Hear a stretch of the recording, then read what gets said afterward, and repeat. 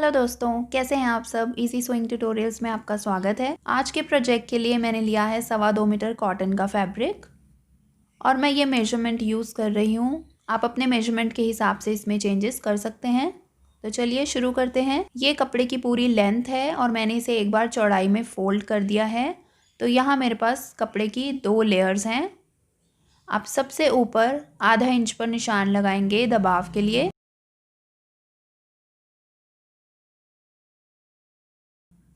अब मैं प्लाज़ो की लेंथ का निशान लगाऊंगी। मेरे मेजरमेंट में प्लाज़ो की लेंथ है 35 इंच।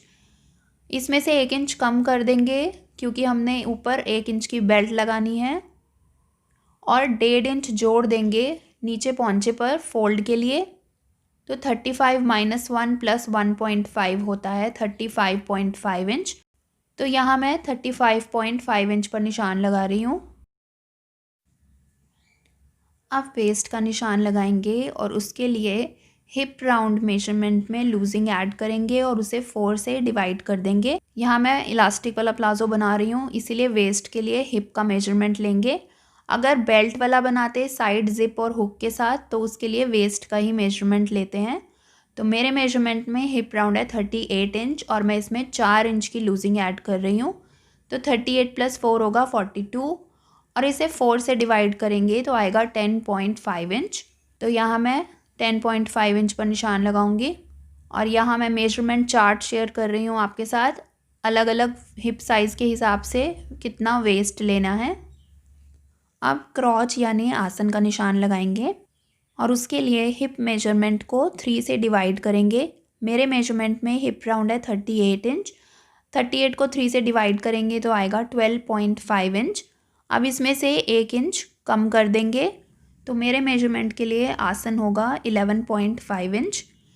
अब यहाँ 1 इंच ऊपर कर देंगे इस तरह क्योंकि हमने 1 इंच की बेल्ट ऐड करनी है और 11.5 इंच पर निशान लगा लेंगे। यहाँ मैं मेजरमेंट चार्ट शेयर कर रही हूँ अलग अलग हिप साइज़ के हिसाब से कितना आसन रखना है। अब इस लाइन पर वेस्ट का निशान लगाएंगे 10.5 इंच पर और ऊपर वेस्ट के साथ जोड़ देंगे। अब इसी लाइन पर थाई का निशान लगाएंगे जिसके लिए थाई राउंड में लूजिंग ऐड करेंगे और उसे 2 से डिवाइड कर देंगे। मेरे मेजरमेंट में थाई राउंड है 25 इंच और मैं 2 इंच की लूजिंग ऐड कर रही हूँ।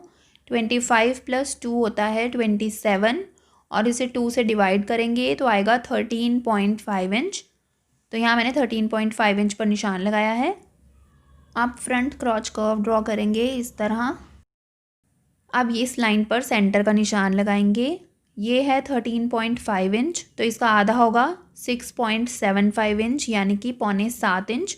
तो यहाँ मैं 6.25 इंच पर निशान लगा रही हूँ।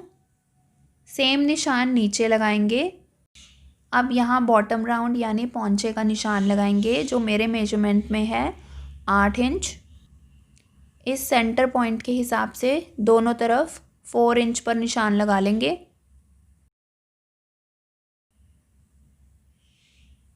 अब इन पॉइंट्स को जोड़ देंगे कर्व रूलर के साथ इस तरह।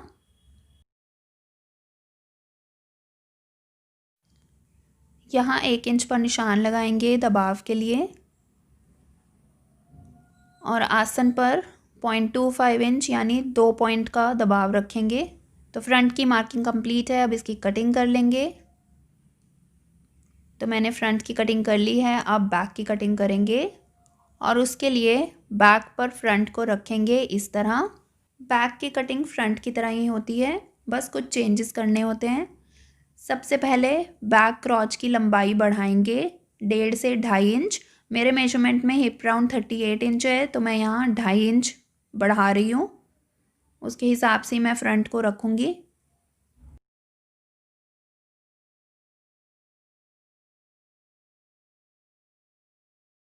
फ्रंट क्रॉच से सीधी ऊपर की तरफ लाइन लगाएंगे इस तरह।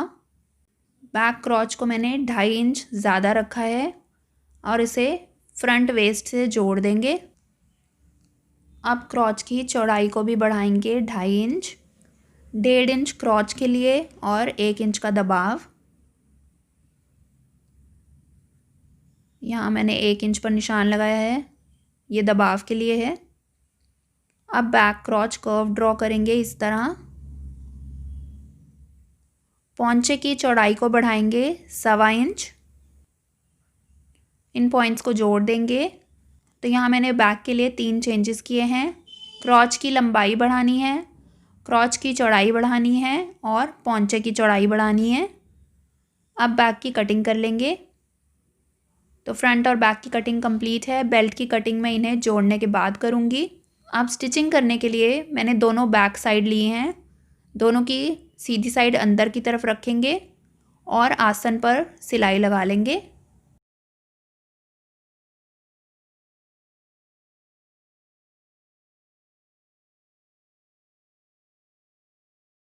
तो यहाँ मैंने आसन पर सिलाई लगा ली है। अब इसे इंटरलॉक कर लेंगे।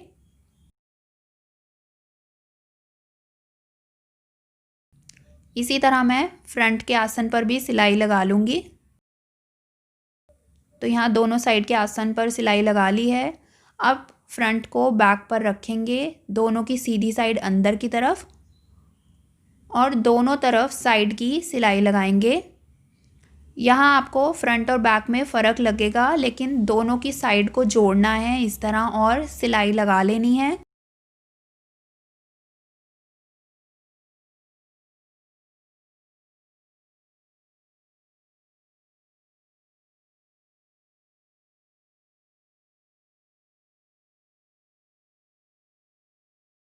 मैंने साइड की सिलाई लगा ली है। अब इसे इंटरलॉक कर लेंगे।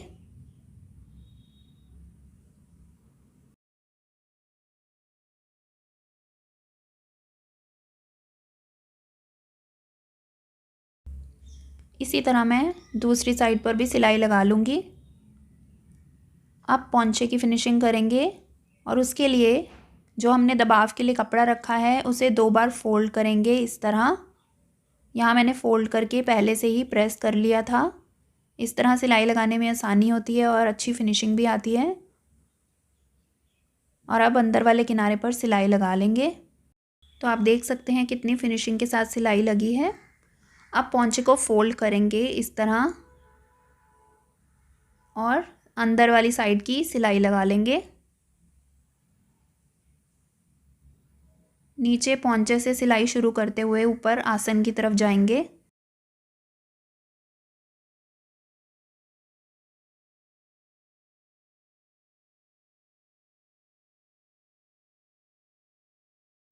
तो ये एक साइड की सिलाई लग गई है। अब आसन से शुरू करते हुए दूसरे पोंचे की तरफ जाएंगे।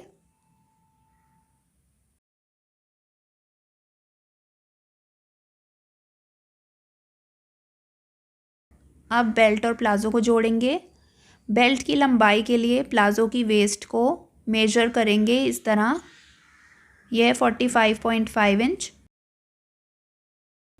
बेल्ट को मैंने 2 पीस में कट किया है और बेल्ट की लंबाई ली है 24.5 इंच। जो एक्स्ट्रा कपड़ा होगा उसकी बाद में कटिंग कर सकते हैं। बेल्ट की चौड़ाई डिपेंड करती है इलास्टिक की चौड़ाई पर। यहाँ मैं 1 इंच चौड़ा इलास्टिक ले रही हूँ। इसे डबल करेंगे 2 इंच और इसमें 1.5 इंच जोड़ देंगे दबाव के लिए। तो यहाँ मैंने बेल्ट की चौड़ाई ली है 3.5 इंच और इलास्टिक मैंने लिया है वेस्ट से 1 इंच कम। मेरे मेजरमेंट में वेस्ट राउंड है 32 इंच। तो यहाँ मैंने इलास्टिक काटा है 31 इंच का। 1 इंच का दबाव में चला जाता है तो 30 इंच तैयार होगा। बेल्ट मैंने 2 पीस में कट करी थी। सबसे पहले बेल्ट को जोड़ लेंगे। अब बेल्ट को प्लाज़ो की वेस्ट पर रखेंगे, दोनों की सीधी साइड अंदर की तरफ और वेस्ट पर सिलाई लगा लेंगे इस तरह।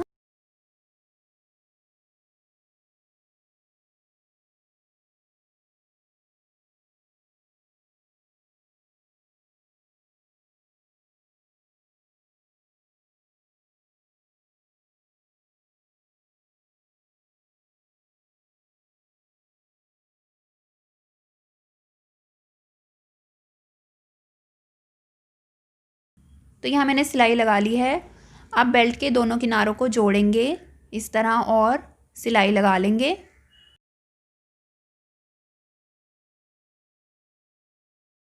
बेल्ट की ऊपर वाली साइड मैंने 2 पॉइंट जितना कपड़ा फोल्ड करके प्रेस कर लिया था। अब बेल्ट को फोल्ड करेंगे इस तरह और किनारे पर सिलाई लगा लेंगे। तो यहाँ मैंने बेल्ट को फोल्ड करके पिन्स लगा ली हैं, इससे सिलाई लगाने में आसानी होती है। आप चाहें तो सुई धागे से कच्चा भी कर सकते हैं।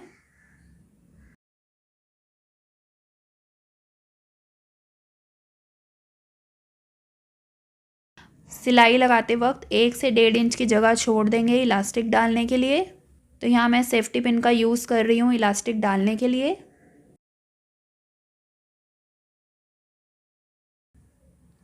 तो यहाँ मैंने इलास्टिक डाल दिया है। अब इलास्टिक के दोनों किनारों को एक के ऊपर एक रखेंगे इस तरह, 1 इंच जितना दबाव लेना है और इन पर कुछ सिलाइयाँ लगा लेंगे पक्का करने के लिए। तो मैंने ये सिलाई लगा ली हैं। अब इलास्टिक को खींचेंगे इस तरह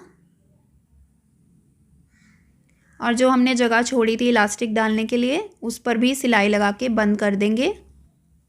अब यहाँ मैं बेल्ट के ऊपर 2 से 3 सिलाइयाँ लगाऊंगी, इससे इलास्टिक घूमता नहीं है और जो गैदर्स हैं वो भी इक्वल आते हैं पूरी वेस्ट में।